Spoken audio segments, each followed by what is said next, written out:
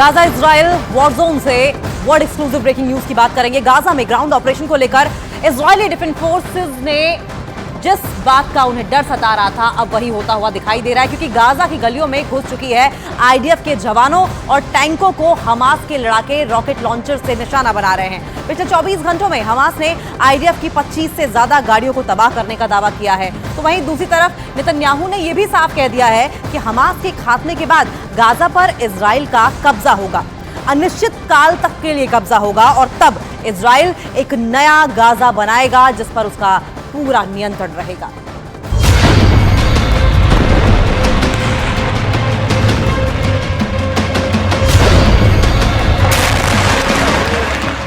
Gaza की गलियों में हमास के लड़ाके गेरिल्ला युद्ध लड़ रहे हैं।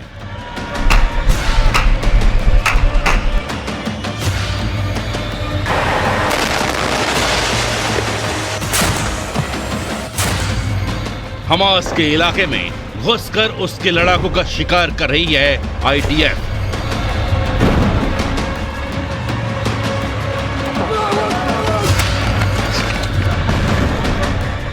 खुले मैदान में खड़े होकर हमास को ललकार रही है आईडीएफ और गाजा की गलियों में छिपकर आईडीएफ पर हमले कर रहे हैं हमास के लड़ाके।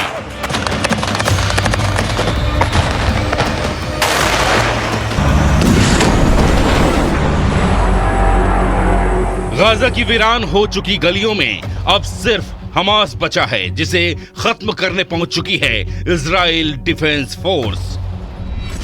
उत्तरी गाजा से घुसी सेना अब पूरे गाजा शहर को अपने कब्जे में ले चुकी है। पूरे गाजा शहर को आईडीएफ घेर चुकी है, जिसका मतलब है कि अब गाजा शहर में मौजूद हमास के लड़ाकों के भागने के सारे रास्ते बंद हो चुके हैं। अब उनके सामने आईडीएफ से लड़ने के अलावा कोई रास्ता नहीं बचा है। लेकिन हमास के कायर लड़ाकों में न इतनी हिम्मत है और न ही इतनी ताकत कि वो आईडीएफ के सामने आकर उसे युद्ध के लिए ललकार सके।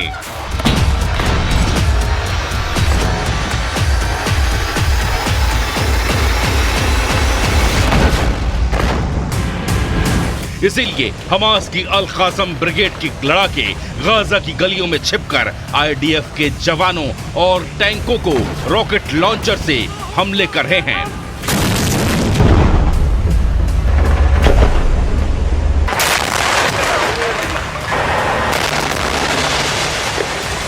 गाजा में घुसकर हमास का सफाया करना इजराइल के लिए बेहद चुनौतीपूर्ण और जोखिम भरा है।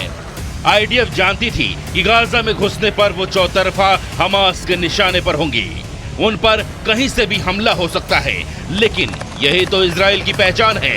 इजराइल ने उस लड़ाई को आजादी की दूसरी लड़ाई का नाम दिया है और कहा है कि ये यहूदियों का वजूद बचाने की जंग है। इसीलिए तमाम खतरों के बावजूद आईडीएफ हजारों जवानों, स्नाइपर्स यूनिट, पैराट्रूपर्स और सैकड़ों टैंकों के साथ गाजा में घुसकर ग्राउंड ऑपरेशन को अंजाम दे रही है।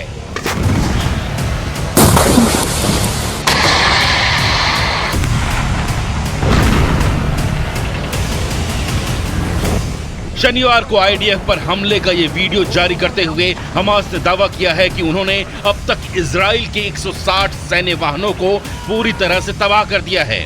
इनमें से इजराइल के 25 से ज्यादा सैन्य वाहनों को पिछले 48 घंटों में तबाह करने का दावा किया गया है। تدمير أكثر من 160 آلية عسكرية صهيونية تدميرا كليا أو جزئيا منذ بدء العدوان البري للعدو، منها أكثر من 25 آلية خلال 48 ساعة الأخيرة في مواجهة غير متكافئة، لكنها हालांकि इजरायली सेना को निशाना बनाकर किए जा रहे हमलों में खुद हमास के लड़ाके भी मारे जा रहे हैं।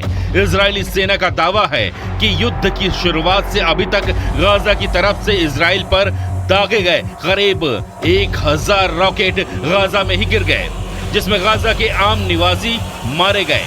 उधर इजराइल के पीएम बेंयामिन नेतन्याहू ने एक बार फिर अपना प्रण दोहराते हुए कहा कि गाजा से हमास का नामो निशान मिटा देने तक इजराइल की सेना चैन की सांस नहीं लेगी। המלחמה נגד חמאס דאעש מתקדמת במלוא עוצמתה, ויש לה מטרה אחת, לנצח.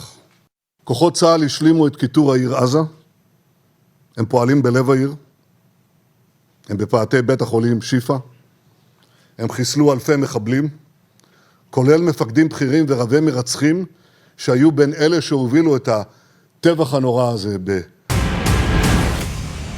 एक महीने की बमबारी में इजराइल ने गाजा को जिस पाषाण युग में पहुंचा दिया है, वहां से दोबारा सब कुछ सामान्य कर पाना अकेले गाजा वासियों के बस की बात नहीं है। इसीलिए इजराइल ने तय कर लिया है कि वो पहले गाजा की ईंट से ईंट बजाएगा और हमास का हर निशान मिटा देने के बाद नया गाजा बनाएगा।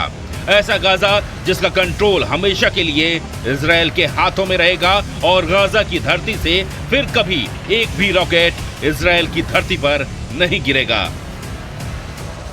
קודם כל אני חוזר ואומר, שליטה ביטחונית כוללת, עם יכולת להיכנס מתי שרוצים, כדי לחסל מחבלים שיכולים לצוץ מחדש, של צה"ל, של מדינת ישראל. עכשיו, זה, אני יכול להגיד לך מה לא יהיה. לא יהיה חמאס. इजराइल के प्रधानमंत्री नेतन्याहू ने दावा किया है कि युद्ध शुरू होने से लेकर अब तक हमास के 2000 लड़ाकों को ढेर कर दिया गया है, जिनमें हमास के सीनियर कमांडर भी शामिल थे। और जब तक गाजा में हमास का एक भी लड़ाका या कमांडर जिंदा है, तब तक गाजा का जरा